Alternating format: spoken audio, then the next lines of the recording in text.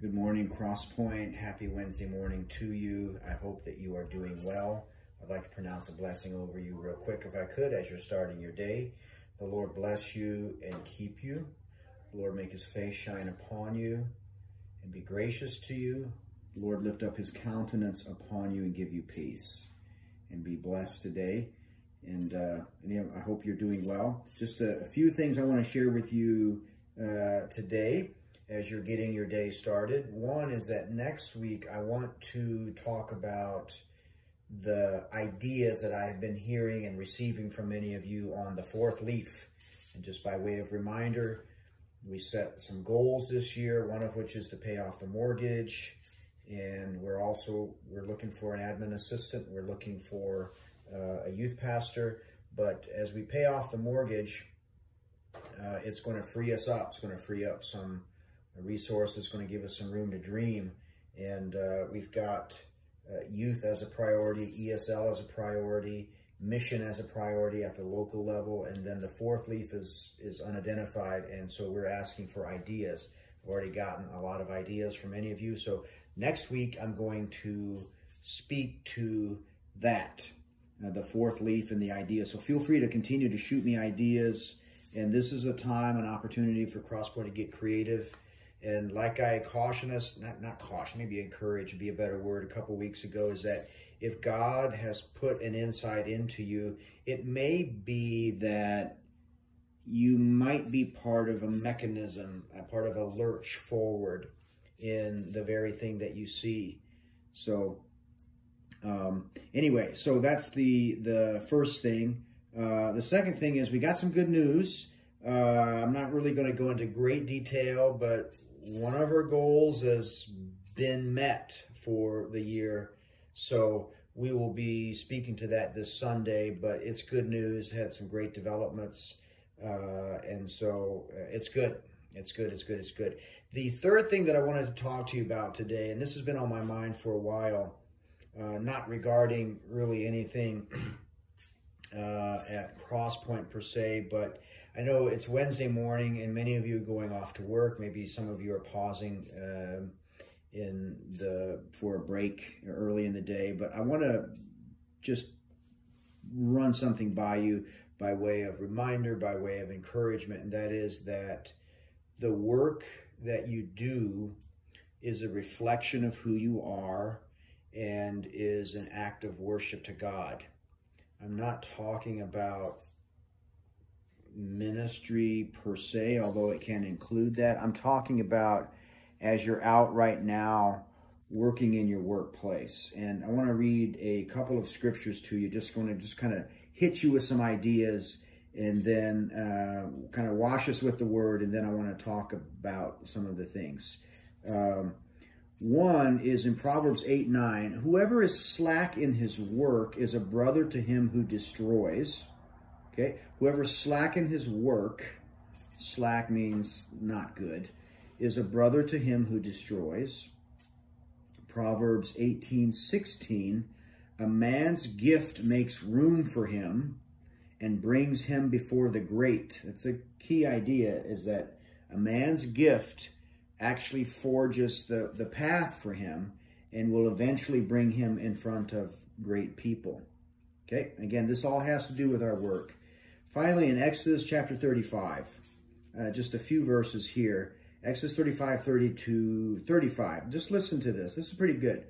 Moses said to the people of Israel, see, the Lord has called by name Bezalel, the son of Uri, son of Hur, of the tribe of Judah, and he has filled him with the Spirit of God. Okay, listen to this.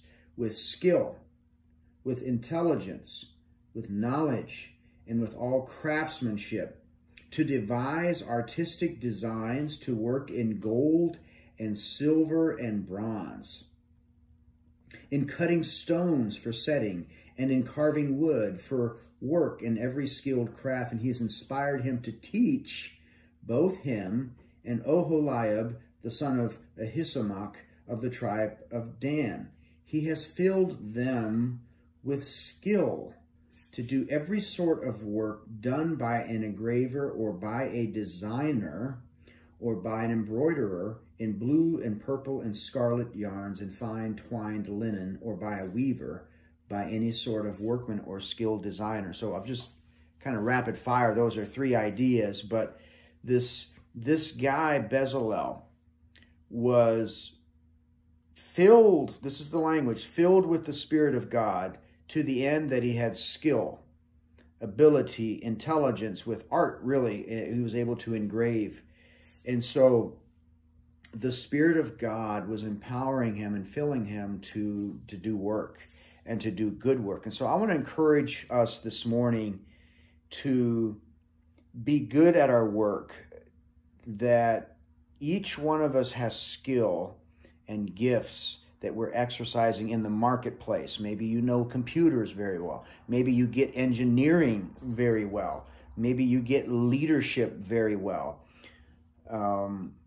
Whatever you're doing, be very good at it. And I think when we are good at what we do, we actually reflect a submission to God, and we reflect well on him. I remember when I worked FedEx, I worked FedEx for 7 years. I had the time of my life. It was so fun.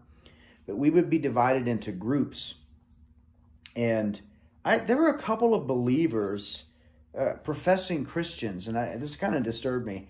But they would shirk, like the part of the team. They would shirk work, and it was kind of, I don't know, just I couldn't understand it, because it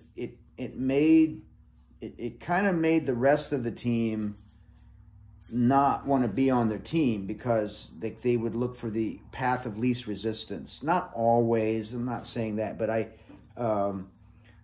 but it was a learning experience for me in my mid-20s, because I wanted to do good work. I think, most people want to do good work. And the work that we do is a reflection of our character. Someone could literally study your work and be able to say what kind of a person you are, because work is a reflection of our character. And so I want to encourage you, Cross Pointer, as you're out and you're in the workplace, be excellent in what you do.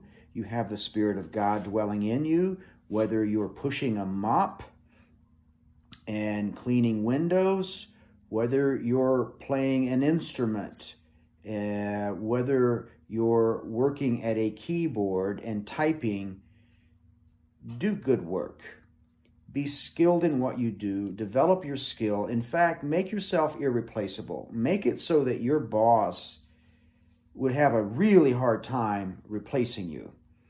And when we do good work at a very practical level, that's a very practical way of glorifying God and walking in good works. So I want to encourage us with that. And got some good news for you Sunday. I'll unpack a little bit some of a development that we've had. And so I love you a bunch, Cross Point. I pray for you. Let's continue praying for one another. Take care, and Lord willing, see you Sunday.